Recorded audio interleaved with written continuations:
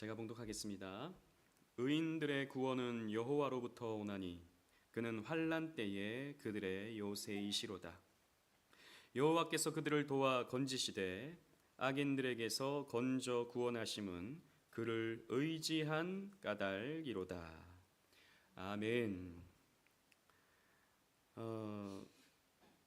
저는 지금까지 우리 교회에서 만 7년을 설교했고 이제 8년이 다 돼가는데 설교한 내용이 다양하겠지만 그 중에도 많이 설교했던 내용이 고난이었던 것 같아요. 모르겠습니다. 다른 목사님들도 그러한지 모르겠지만 제가 제 설교한 내용들을 쭉 이렇게 다시 좀 살펴보면 이 고난에 대한 주제를 다뤘던 그런 설교가 특히 더 많았던 것 같습니다.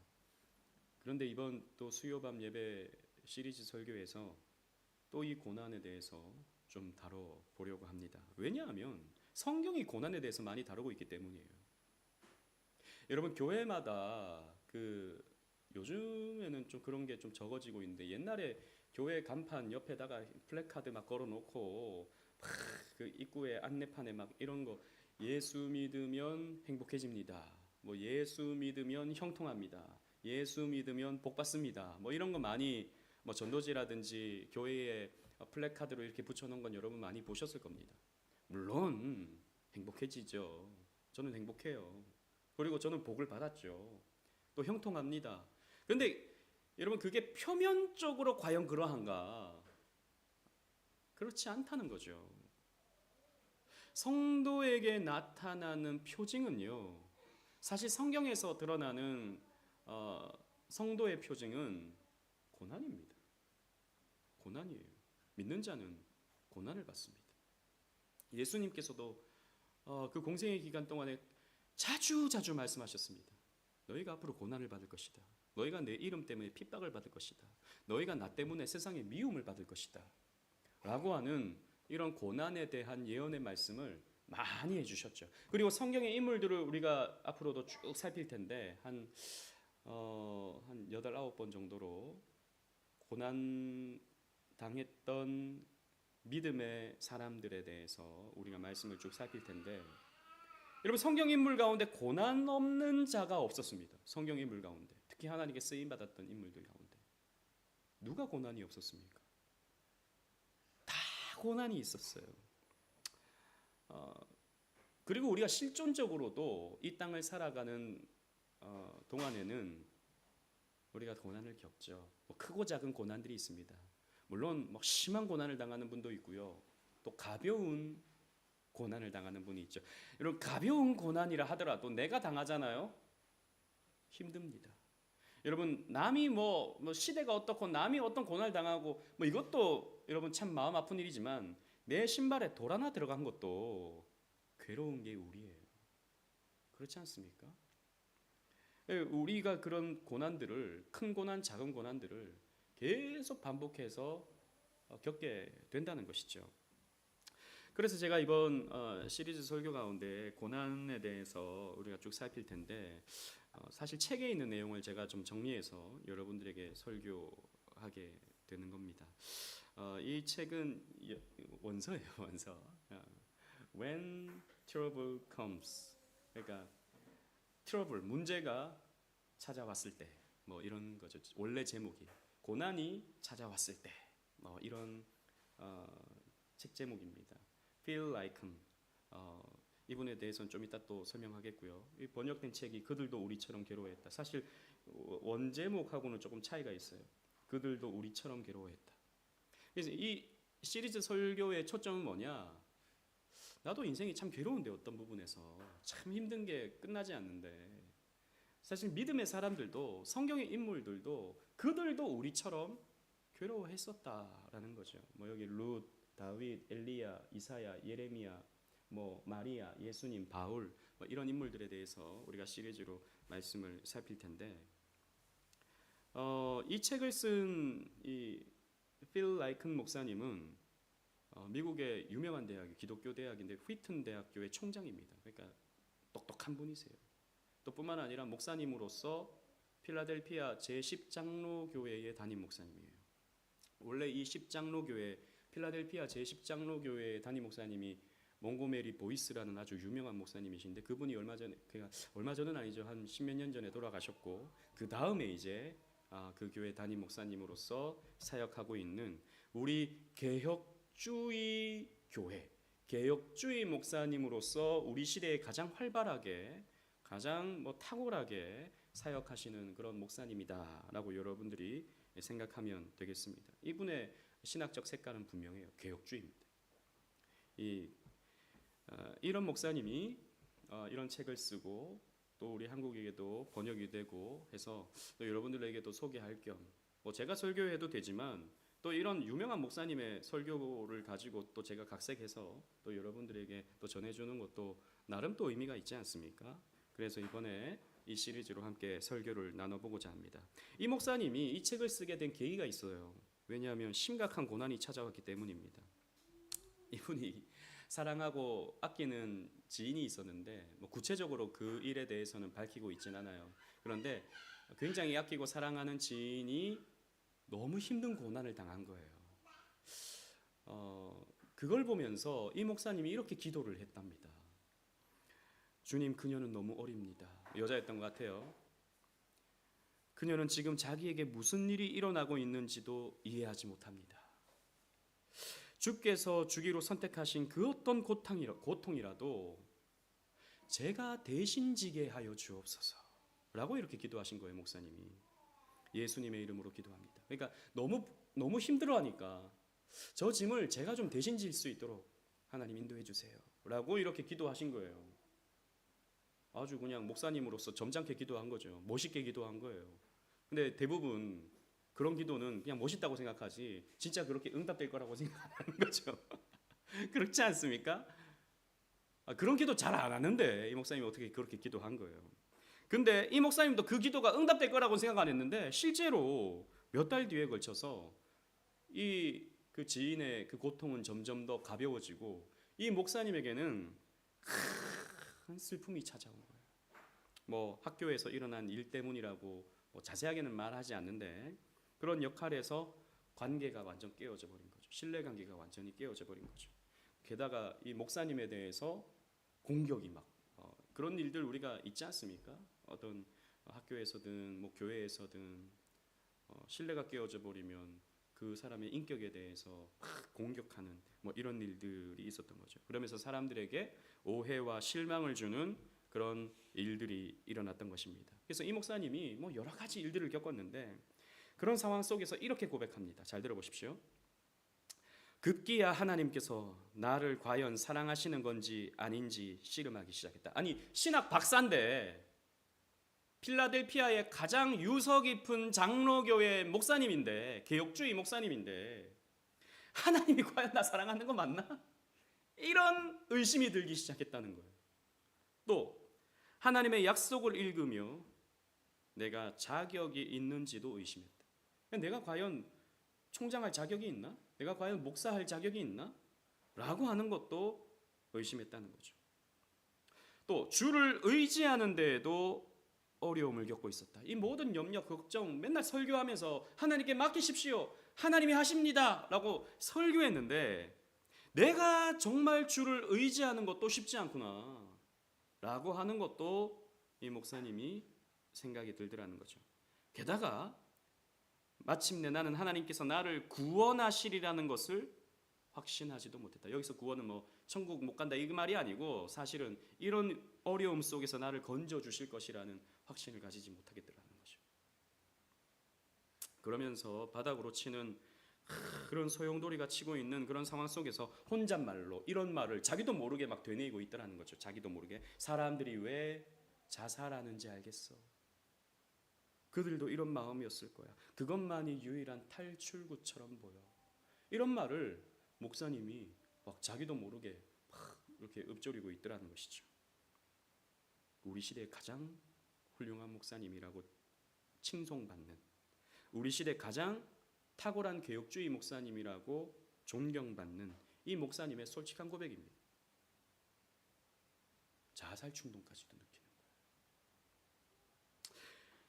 여러분, 이 목사님뿐만이 아니죠. 우리는 어려움에 처했던 성경 인물들을 알고 있습니다. 이사야, 다음 주에 우리가 살필 텐데, 엘리야, 뭐 예전에도 우리 한번 살폈었죠. 예레미야, 최근에 우리 새벽에 살피고 있습니다. 룻, 바울, 뭐 이런 사람들 말이죠. 사실 성경 인물 모두라고 말할 수 있습니다. 모두가 괴로움의 삶을 살았어요. 때로는 죄책감에 눌려서, 때로는 자신의 죄가 드러난 것에 대해 수치심에 눌려서, 사랑하는 사람의 죽음으로 인해서 괴로워하기도 하고, 가정의 위기를 겪기도 하고, 또 믿음의 검증을 받는 그런 고통스러운 시험을 통과하는 사람들이 성경에 너무나도 많다는 것이죠. 어떤 이들에게 그 시험은요, 사느냐 죽느냐의 절대적인 문제가 되기도 했습니다.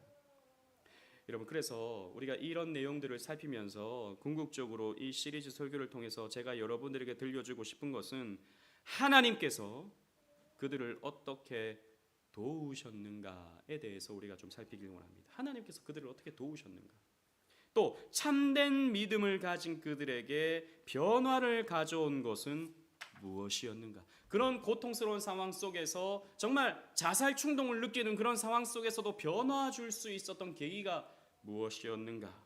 또 고난이 찾아왔을 때 그들은 어떻게 행동했는가. 이런 초점에 맞춰서 같이 은혜를 나눠보고자 합니다. 왜냐하면 우리가 이런 설교가 필요한 것은 우리 모두도 이런 고난의 터널을 통과해야 되기 때문이에요. 우리도 마찬가지입니다. 죄책감이 있죠. 내가 잘못한 것 같은 수치심을 느낍니다. 때로는 교회 안에서도 아니면 가정에서도 관계의 상실로 얻는 슬픔도 있죠. 관계가 깨어져 버리고 불확실한 미래가 우리를 짓누르기도 합니다. 지금 나는 그러지 않는데 여러분, 앞으로 겪게 된다는 거죠. 앞으로도 우리는 이런 일들을 겪게 됩니다. 따라서 우리는 고난을 이기는 믿음의 사람의 이야기는요, 우리에게 위로가 되고요, 우리에게 소망이 되는 것이죠. 영국의 시인이자 목사였던 조지 허버트는 이렇게 말했습니다. 나는 그분의 능력을 드러내기 위해 산다. 그분은 한때 내 기쁨을 가져가서 나로 하여금 눈물을 흘리게 하셨지만 지금은 내 슬픔을 가져가셔서 나로 하여금 노래하게 하신다라고 이 조지 허버트는 노래했습니다. 그러니까 내 기쁨을 하나님께서 가져가셔서 슬픔을 주세요. 하나님이요. 근데 그 슬픔을 또 가져가셔서 나에게 기쁨으로 바꾸시는 분이 바로 우리 하나님이시다라고 조지 허버트는 노래하고 있는 것입니다. 오늘 시편처럼 하나님은 어떤 하나님이십니까? 환난 때에 그들의 요새가 되시는 하나님이시다라는 거예요. 그래서 이 필립 라이컨 목사님은 이 고난 속에서 자신에게 유익이 되었던 내용을 4가지로 설명하십니다. 뭐 다양하게 또 더 있지만 다 살피면 너무 길어지니까 4가지로만 좀 요약해서 살펴보겠습니다. 첫 번째는 성도가 겪는 고난은 온전히 정상이라는 것을 아는 겁니다. 우리 지금 유아도 고난을 겪고 있어요. 뭐 때문인지 몰라요. 배가 고픈 건지, 똥이 마려운 건지, 아니면 아빠가 너무 시끄러워서 그런 건지 고난이야, 이 소리를 듣는 건 고난이야 라고 생각할지 몰라요. 그러니까 소리를 질렀겠죠. 예, 우리는 다 그런 고난을 겪습니다. 근데 이 고난이 어떻다고요? 정상이다라는 겁니다. 정상이에요. 궁극적으로 말하면 여러분, 왜 우리에게 고난이 찾아옵니까? 우리가 죄인이기 때문이에요. 죄의 흔적으로서 우리는 고난을 겪게 된다는 겁니다. 아무리 좋은 집에 살아도, 아무리 좋은 것 먹어도, 아무리 단란한 가족을 꾸렸어도 거기에서 찾아오는 고난들이, 슬픔들이, 괴로움들이 우리에게 다 있습니다. 여러분, 스펄전 목사님 잘 아시죠? 그죠? 이 스펄전 목사님은 목회하는 수십 년 동안에 우울증을 겪었습니다. 여러분, 그때 19세기 말 20세기 초 가장 뭐랄까요, 유명했던 목사님, 가장 크게 쓰임 받았던 목사님. 그래서 이 목사님이 설교하면 몇천 명이 모이는 그런 목사님이 스펄전 목사님이었는데, 이 목사님은 우울증으로 고생하셨습니다. 이 스펄전 목사님이 참 좋아했던 목사님들이 이런 설교들을 많이 했다 그래요. 우울한 감정에 굴복하지 마라. 우울한 감정에 굴복하지 마세요. 이렇게 설교했다고. 맞는 말이죠. 우리 우울한 감정에 굴복해서는 안 됩니다. 근데 이 스펄전 목사님이 그런 설교를 들을 때 괴로운 거예요. 이렇게 말했습니다. 여러분, 이 순서지에 있는데, 맹렬하게 비난하는 사람들이 우울증을 알게 된다면, 이 왜 우울증을, 성도가 무슨 우울증 걸리냐 이렇게 비판하는 사람들의 우울증이 정말 알게 된다면, 위로가 필요한 것에 비난을 흩뿌리는 것이 얼마나 잔인한 일인지 알게 될 것이다. 믿는 사람이 뭐 그렇게 힘들어해? 믿는 사람이 왜 그렇게 우울해해? 이렇게 쉽게 말하면 안 된다는 겁니다. 하나님의 자녀가 겪는 경험 중에는 영적인 암흑으로 가득한 일들이 있다. 나는 하나님께 사랑받는 종들은 그렇지 않은 사람보다 더 많이 암흑의 고통을 경험했을 거라 확신한다고 말했어요. 크게 쓰임 받으면 크게 쓰임 받을수록 더 암흑의 고통을 당한다는 거죠. 저는 이 말을 공감하고 동의합니다. 여러분, 하나님 앞에 더 가까이 나아가려고 애쓰는 사람일수록 더 큰 십자가를 지죠. 그건 분명한 사실입니다. 욥이 그랬어요. 우리가 잘 아는 고난 그러면 딱 떠오르는 욥이. 욥은 그 아내가 뭐라고 말합니까? 하나님을 저주하고 죽으세요. 이렇게 살 바에 그냥 죽으세요. 우리 한국에서 말할 때 그냥 접시물에 코 박고 죽어. 이렇게 말하는 것과 다르지 않은 것이죠. 이사야는요, 자신의 수치심으로 내가 망하게 되었다라고 말했습니다. 다윗은 낙심하기도 했죠. 내 영혼아, 내가 어찌하여 낙심하느냐라고 이렇게 말하지 않았습니까? 엘리야는 하나님 나 그냥 죽여주세요 라고 했습니다. 그들은요, 심약하거나 반항적인 사람들이 아니었어요. 하나님께 귀하게 쓰임받았던 사람들이었습니다. 다만 삶의 혹은 사역의 무게에 짓눌려 있었죠. 예수님조차도 십자가를 대체할 대안이 있는지 물으실 때에는 영혼의 어두운 밤을 경험하셨습니다. 예수님도 슬퍼하셨어요. 성부 하나님께 버림받았다고 느껴졌을 때는 고통의 낮을 경험하셨습니다. 예수님도요. 즉 고난이 찾아온다는 것은 나쁜 그리스도인이다라는 것이 결코 아니다라는 것이죠. 여러분, 고난이 우리에게 찾아오는 것은 우리가 이 말이 참 너무 너무 많이 들어서 그저 그렇게 들리고 또 별로 우리가 고난을 좋아하지 않기 때문에 와닿지 않는 그런 경향이 많은데, 여러분, 고난이 우리에게 찾아온다는 것은 하나님의 사랑의 표현입니다. 이걸 우리가 받아들이기가 쉽지 않아요. 그러나 적어도 성경에서 말하는 것은 이것입니다. 하나님의 사랑을 받는 자는 반드시 고난을 겪어요. 왜요? 그 고난으로 인하여 더욱 사랑하게 되기 때문입니다. 이건 분명한 사실입니다. 고난이 있다고 해서 하나님이 나의 적이 되시는 것도 결코 아니다라는 거죠. 그렇게 느껴질 수는 있지만 아닙니다. 우리는 그 속에 담겨진 하나님의 사랑을 발견할 필요가 있는 것이죠. 우리가 고난이 정상이다, 우리 성도가 고난받는 것이 정상이다라고 하는 것이 우리가 고난을 이기는데 아주 중요한 첫 번째 도구가 된다는 것입니다.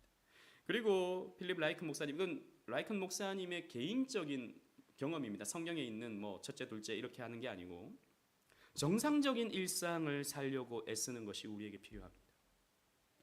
고난 당했다고 해서 방구석으로 들어가서 아무도 만나지 않고 아무랑 대화하지도 않고 그냥 나는 지금 힘들어, 나는 지금 이렇게, 나는 아무것도 못해 라고 방구석으로 들어가는 이런 것은 결코 옳지 못하다라는 것이죠.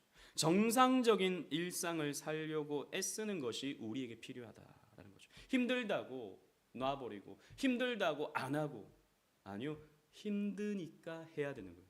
힘드니까 만나야 되는 거예요. 몹시 어려운 날도 있을 수 있지만 할 수 있는 한 그렇게 하는 것이 좋은 것입니다. 식욕이 없지만, 먹고 싶지 않지만 매일 건강한 음식을 먹고, 에너지가 많지 않아도 힘들어서 그냥 다 놔버리고 싶어도 나를 몰아세워 운동을 해야 되는 거예요. 움직여야 되는 거예요. 여러분 사람이 그렇지 않습니까? 힘들다고 아무것도 안 하면 더 몸은 처지고 더 기운은 처집니다.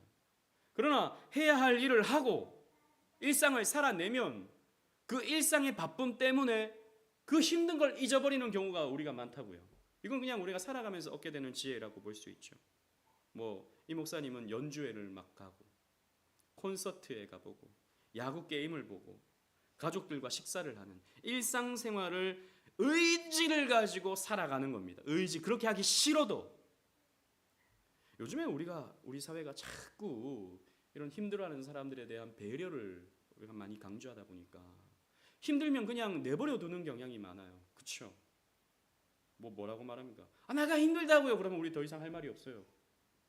그래서 사실 목사도 그런 상황 속에서 할 말이 너무 제한적이에요. 요즘에. 그러함에도 불구하고 여러분 우리가요 움직이는 게 필요합니다. 여러분 엘리야가 나중에 우리 살피겠지만 엘리야가 다 하기 싫다고 그냥 로뎀나무 아래에서 나 그냥 죽을래요. 나 그냥 여기서 죽여주세요 라고 할 때 하나님 뭐라고 말씀하십니까? 너 호렙산으로 가라 라고 말씀하십니다. 호렙산으로 가서 내가 너한테 할 말이 있다 라고 하는 것을 가르쳐주죠.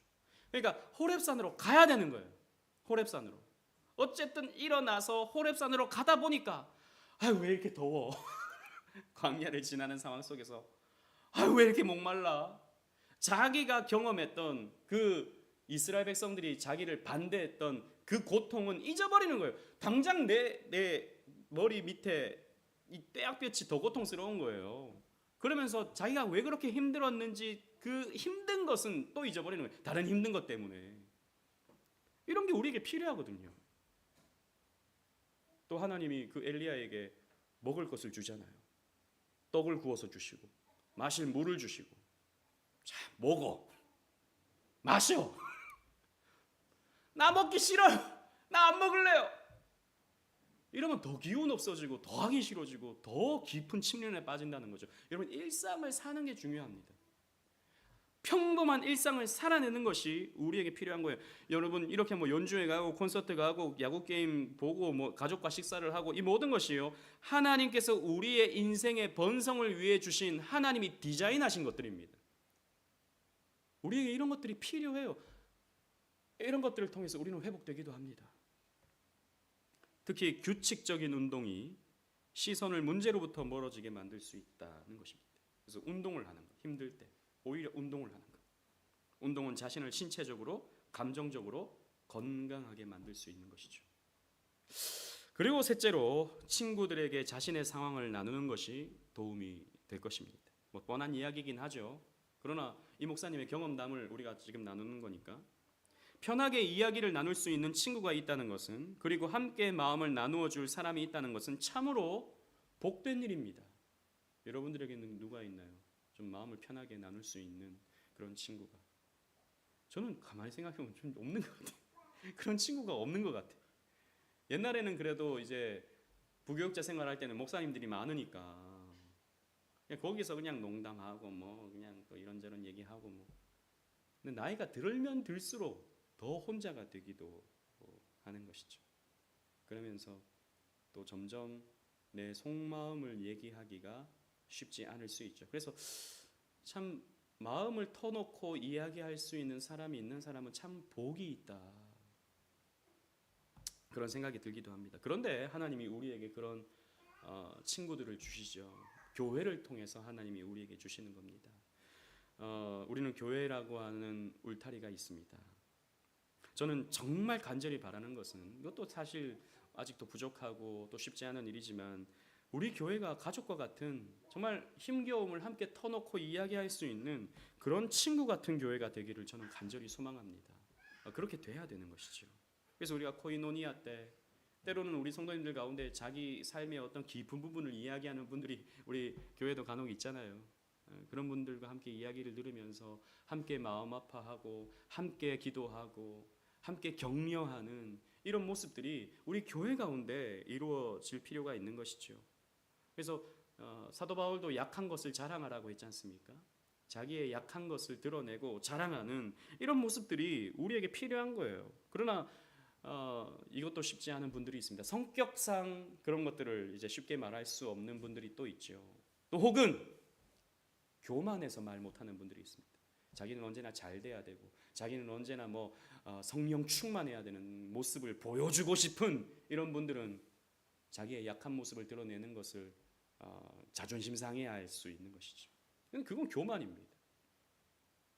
혹은 또 경험상 약한 거 얘기했더니, 나 힘든 거 얘기했더니 그거 사람들이 막 돌고 막 자기 이야기를 막 사람들 가십거리로 삼아가지고 막 이야기하는 그런 상황 속에서 상처받고 힘들어하는 분들도 종종 있죠. 우리 교회가 그런 부분에 있어서 서로의 프라이버시를 잘 지켜주고, 그런 것들은 우리 교회 공동체 안에서 같이 나누고 기도해 주는 정도로 우리가 룰을 잘 만들어가는 것도, 그런 성숙됨의 모습을 보이는 것도 우리에게 필요할 것입니다. 저는 참 아쉬운 것이 우리 성도님들 가운데서도 참 힘든 문제를 혼자서 끙끙 앓고 있는 그런 경우를 종종 보기 때문이에요. 물론 목사인 저에게도 이야기는 해주죠. 그러나 다 이야기하지 못하는 거예요. 다 이야기하지 못하는 거죠. 혼자 끙끙 앓고 혼자 힘들어하는 이런 분들이 많은 것은 참 아쉽습니다.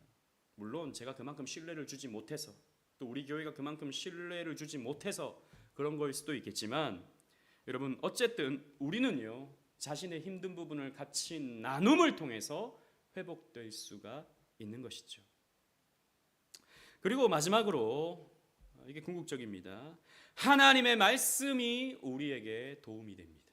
당연한 것이죠. 여러분 정상적인 일상을 살아야 한다는 거 우리 잘 알지만 쉽지 않을 수 있어요. 친구들과 함께 나누어야 된다는 거 필요한 일이라는 걸 알지만 이게 쉽지 않을 수 있습니다. 아까 말씀드린 것처럼 그런 편한 친구가 없을 수 있어요. 저같이. 그러나 하나님의 말씀은 우리에게 주어지죠. 하나님의 말씀, 구약의 말씀, 신약의 말씀들이 우리에게 도움이 됩니다. 고난의 때에 하나님께서 우리를 도우시는 주된 방법은 우리의 지성과 감성에 그분의 진리를 말하는 겁니다. 내 지성에, 내 감성에 그분의 진리를 선포하는 겁니다. 그럴 때에 우리는 회복될 수 있는 거예요. 스펄전 목사님이 이렇게 말했습니다. 최악의 우울증은 성경이 믿어질 때 치유된다. 아멘입니다. 여러분, 최악의 우울증은 성경 말씀이 믿어질 때 극복되고 치유될 수 있는 것입니다. 하나님의 말씀이, 물론 이게 믿어지지 않을 때 괴로운 것이죠. 이게 와닿지 않을 때 괴로운 것입니다. 그럴 수 있어요, 성도라 하더라도. 이 필립 라이큰 목사님이 그랬던 것처럼. 그러나 이 말씀을 깊이 묵상하고 그래도 또 붙들고 마치 우리 몸을 운동하듯이 우리 영혼의 근육을 움직여서 묵상이라고 하는 영적 훈련, 영적 운동을 해야 되는 거예요. 말씀을 통해서요. 그래서 이것을 통해서 우리는 회복될 수 있는 거죠. 여러분들은 힘들 때 어떤 말씀을 되뇌입니까? 생각해 보세요. 어떤 말씀이 떠오르세요? 힘들 때 나는 이런 말씀을 떠올려야겠다라고 하는 게 여러분들에게 필요합니다. 오늘 주시는 말씀을 앞으로 삼으셔도 좋고, 아니면 여러분들이 좋아하는 말씀, 아니면 힘이 되는 말씀, 이런 것들을 여러분 몇 구절 찾아 놓으셔요. 그리고 그런 것들을 암송하시고 힘들 때마다 그 말씀을 계속 묵상하시고 이 말씀이 나에게 어떻게 적용될 수 있을까를 생각하시면 여러분들에게 분명 도움이 됩니다. 저는 이 말씀을 참 좋아합니다. 예전에도 밝힌 적이 있었는데, 제가 목사 안수 받을 때, 그때 이제 노회에서 이제 이 면담을 하잖아요. 면접을 보잖아요. 면접고시를 보는데, 그때 이제 어느 목사님이 저한테 이렇게 물으셨어요. 자네는 목회를 하는 데 있어서 어떤 말씀을 가장 중요하게 여기며 좋아하는 말씀으로 여기며 사역하겠습니까? 이렇게 저한테 물어보셨어요.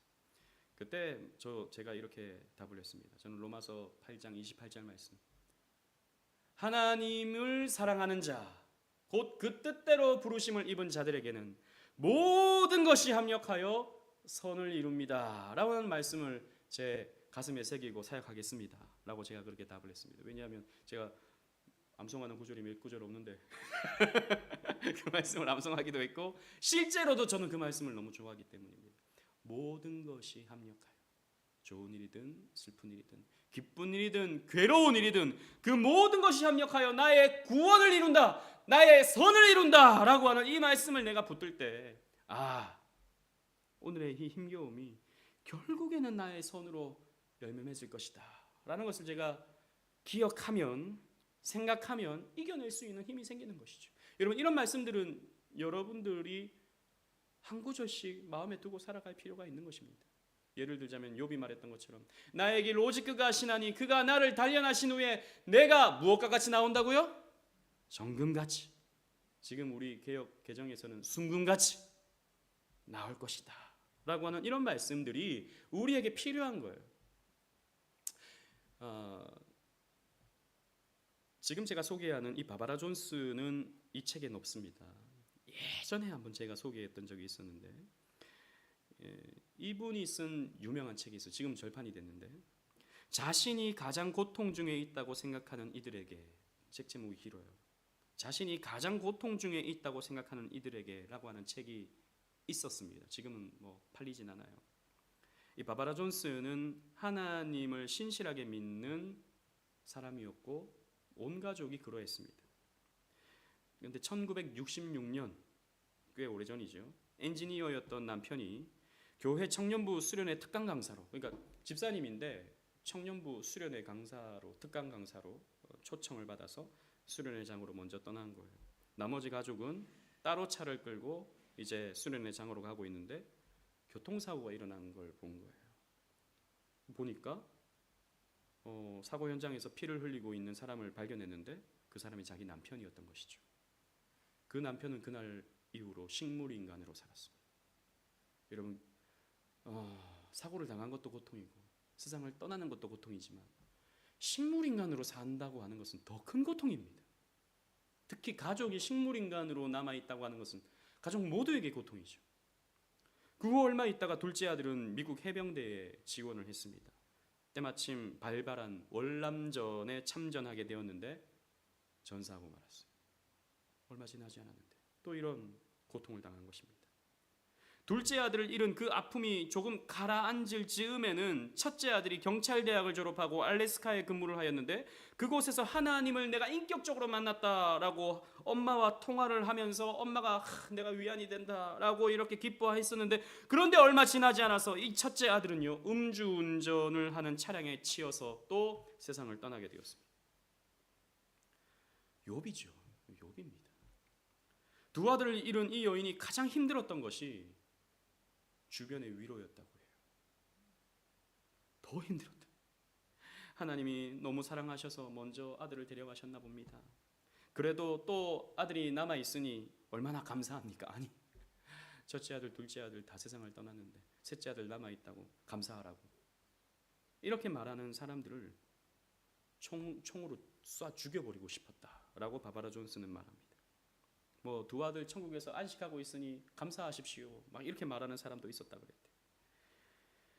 자기가 당한 아픔을 알지도 못하는 자들이 마치 자기들에게 이런 일이 생기면 담담히 감사하고 기뻐할 수 있는 것처럼 말하는 것이 용납할 수가 없었다는 거죠. 그렇지 않겠습니까? 근데 그로부터 2년이 지나자 더 큰 충격을 받게 되었어요. 남은 셋째 아들이 방에서 그 동성애 기구가 발견된 겁니다. 동성애 기구, 동성애 사진, 동성애 기구 이런 것들이 발견되어서 자기가 동성애자라는 것을 커밍아웃했대요. 셋째 아들이. 그리고 그 아들은 그날부로 부모님에게, 엄마에게 너무 상처를 받아서 또 그것이 수치스러워서 집을 나가버렸다고 합니다. 여러분 보세요. 이 정도 되면 이 바바라 존스는 미치지 않겠습니까? 제정신으로 살겠습니까? 이 여인에게 하나님의 사랑이 보이나요, 여러분? 이게 사랑입니까? 우리는 참 이런 부분에 있어서 엎주지 않은 판단을 내려놔야 됩니다. 이 여인도 이 일을 겪으면서 심각한 우울증에 빠졌고요, 공황장애로 숨쉬기조차 힘들 정도로 어려운 시간을 보내었다고 해요. 그런데 시간이 지나서 이 여인은 자신이 겪었던 이야기를 책으로 썼습니다. 그리고 동성애자들의 부모님을 상담해주는 카운셀러로 사역을 하게 되었어요. 그리고 가족을 잃은 사람들에게 위로를 전하는 전문 상담가로서 사역을 하게 됩니다. 그리고 이 여인이 이렇게 말을 합니다. 여러분 잘 들어보십시오. 나는 나에게 그런 고통의 시간을 허락한 하나님을 저주하고 원망하기도 했습니다. 그런데 가만 생각하니 그 모든 사건들과 상황들은 다 우리 인간의 죄가 만들어 놓은 것임을 알게 되었습니다. 그리고 그 고난이라는 아이의 출산의 자리에 바로 내가 몸을 풀고 있음을 알게 되었습니다. 내가 고통을 출산했다는 거예요. 그러고 보니 나에게 닥친 불행한 사건은 모두 나와 이 세상의 죄가 만들어 놓은 것이었습니다. 그 후로는 오히려 하나님께 죄송한 마음으로 회개 기도를 올려드리게 되었습니다. 나에게 닥친 모든 고난은 바로 아담 안에 있는 내가 만들어 놓은 것임을 알게 되자 하나님 앞에 회개할 것밖에 없었습니다. 그리고 나는 그 후로 죄를 더욱 미워하게 되었습니다. 나의 모든 사지를 모두 다 죄의 공격에 의해 빼앗기고 나에게 잇몸만 남게 된다 할지라도 나는 그 죄를 잇몸으로라도 물어 뜯을 것입니다. 내 사지가 다 없어지고 잇만 남게 된다 하더라도 나는 그 죄를 물고 뜯을 것이다. 그러니까 이 여자가 무슨 죄를 지어서 이런 고통이 찾아왔다는 게 아니죠. 우리가 근본적으로 죄인이기 때문에 이런 죄를 겪게 된다고 하는 것이 성경의 가르침인데, 그렇다면 나는 죄를 더 미워해야 되겠구나라고 하는 것을 깨닫게 되었다는 거죠. 여러분, 이 여인이 어떻게 극복했습니까? 이 여인이 이렇게 공황장애와 우울증으로 목숨을 포기할 것 같은 이런 상황 속에서도 어떻게 소망을 갖게 되었고 어떻게 다른 사람을 상담해주고 다른 사람에게 소망을 주는 그런 삶을 살게 되었습니까? 하나님 말씀 때문입니다. 하나님 말씀 때문이에요. 여러분, 정말 우리가 하나님 말씀을 믿는다면, 하나님 말씀을 의지한다면요, 그 어떤 상황 속에서도 살 소망을 가집니다. 이게 하나님을 믿는 자의 무기예요. 하나님을 믿는 자의 소망입니다. 그래서 우리는 이런 말씀들이 우리에게 필요하다는 거예요. 여러분, 말씀 맺겠습니다. 물론 이 바바라 존슨 같은 고통을 우리가 쉽게 당하진 않아요. 아유, 무섭다. 나도 저런 고난을 당하면 어떡하나. 이건 아주 극단적인 상황이죠. 물론 우리도 고난을 당하면 이 여인처럼 우울증과 또 공황장애에 걸릴 수는 있습니다. 그리고 우리는 작은 고통들을 반복적으로 겪게 되죠. 이럴 때 우리는 잠도 필요하고 건강한 식사도 필요하고 교회에서 또 교제도 필요하고 신실한 친구들과 대화도 필요하고 기도도 필요하고 말씀에 대한 묵상 등등 여러 가지 선한 방법들을 사용하는 것이 필요합니다. 이 모든 것이 우리 주님께서 우리에게 주신 선물들이기 때문이에요. 꼭 성경만 읽어야 된다, 그것도 아닙니다. 앞에서 말씀드린 것처럼 만남도 필요하고 운동도 필요하고 일상이 우리에게 필요합니다. 그러나 가장 좋은 것은, 가장 우리에게 필요한 것은 우리에게는 복음이 필요한 거예요. 우리의 육체는 그분의 지혜와 창조적인 능력의 선물입니다. 우리가 좋은 식사를 하려고 자리에 앉을 때마다 그분의 섭리가 우리를 접대합니다. 시적인 표현이에요. 우리가 좋은 식사를 하려고 자리에 앉을 때 하나님이 우리에게 섭리로 우리에게 좋은 것을 먹여주십니다. 일 역시 그렇고요, 모든 것이 그렇습니다. 그러나 하나님 말씀이 우리에게 진리가 되는데, 오늘 본문 말씀 우리 다 같이 읽고 마치도록 하겠습니다. 39절 40절, 제가 39절 읽고 40절 다 같이 읽겠습니다. 의인들의 구원은 여호와로부터 오나니 그는 환난 때에 그들의 요새이시로다. 시작. 여호와께서 그들을 도와 건지시되 악인들에게서 건져 구원하심은 그를 의지한 까닭이로다. 아멘. 하나님을 의지하시기 바랍니다. 하나님을 의탁하시길 바라요. 그 말씀으로 용기를 얻으시길 바랍니다. 그래서 이 노래를 함께 부르는, 이 간증을 함께 나누는 저와 여러분들 되시기를 주님 이름으로 축원합니다. 아멘. 우리 말씀을 기억하시면서